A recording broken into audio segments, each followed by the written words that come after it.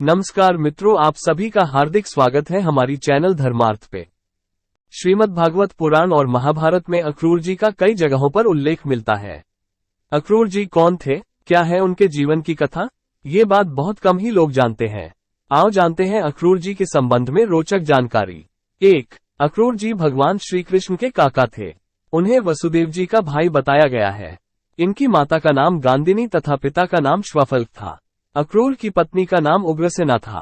2. अक्रूर जी कंस के पिता उग्रसेन के दरबार में एक दरबारी के रूप में कार्य करते थे। जब कंस ने उग्रसेन को बंदी बना लिया तो अक्रूर जी की शक्तियां कमजोर हो गई, लेकिन अक्रूर जी वहां से भागे नहीं और उन्होंने गुप्त रूप से उग्रसेन के समर्थकों को एकजुट बनाए रखा। 3. मथुरा में कंस के अत्याचार बढ़ने के बाद अक्रूर जी ने गुप्त रूप से सभी वृष्णिवंशी, कुकुरवंशी आदि यादव सरदारों को एकत्रित करने के कार्य करते हैं। वे ही वसुदेव जी की पहली पत्नी माता रोहिणी को मथुरा से निकालकर गोकुल में माता यशोदा के यहाँ छोड़कर आते हैं। 4. अक्रूर जी बालकृष्ण को महज एक बालक ही मानकर हमेशा उनकी रक्षा में लगे रहते थे। उन्होंने कृष्ण की बाल लीलाओं के किस्से सुन रखे थे, परंतु उन्हें इस पर विश्वास नहीं होता था।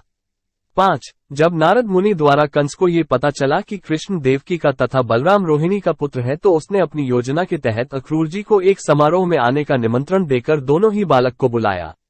अक्रूर जी श्री कृष्ण और बलराम को वृंदावन से मथुरा के लिए निकले। रास्ते में उन्होंने दोनों भाइयों की सुरक्षा के पुख्ता इंतजाम कर रखे थे। श्री कृष्ण ने कहा कि अक्रूर जी आप व्यर्थ ही हमारी चिंता कर रहे हैं, परंतु अक्रूर जी ने कहा कि नहीं, तुम अभी बालक हो, तुम्हारी चिंता करना मेरी जिम्मेदारी है।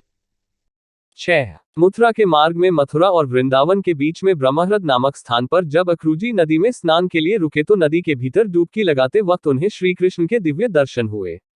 वह घबराकर बाहर निकले तो उन्होंने तट के किनारे श्री कृष्ण को मुस्कुराते हुए देखा। वे कुछ समझ नहीं पाए और फिर से उन्होंने जल में डुबकी लगाई तो भीतर श्री कृष्ण बलराम के साथ बैठे हुए नजर आए। बाद में अक्रूर जी समझ गए कि मैं जिस बालक की रक्षा की चिंता कर रहा हूं वह तो जगत की रक्षा करने वाले श्रीहरि विष्णु है।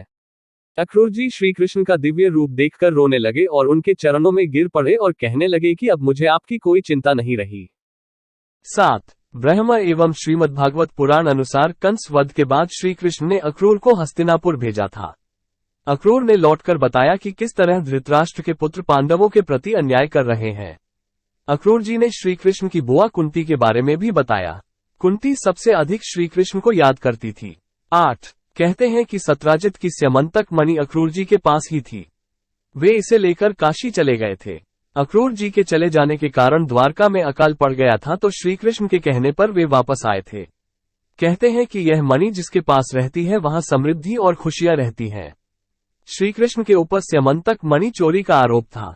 जब अक्रूर जी वो मणि लेकर आए तब उन्होंने इसे सार्वजनिक करके अपने ऊपर लगे आरोप का खंडन किया था।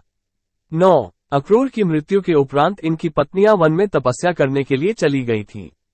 श्री कृष्ण के पौत्र वज्र ने उन्हें रोकने का प्रयास किया था। अगर आपको हमारी ये प्रस्तुति पसंद आई है तो हमारे वीडियो को लाइक कर चैनल को सब्सक्राइब कर दीजिएगा।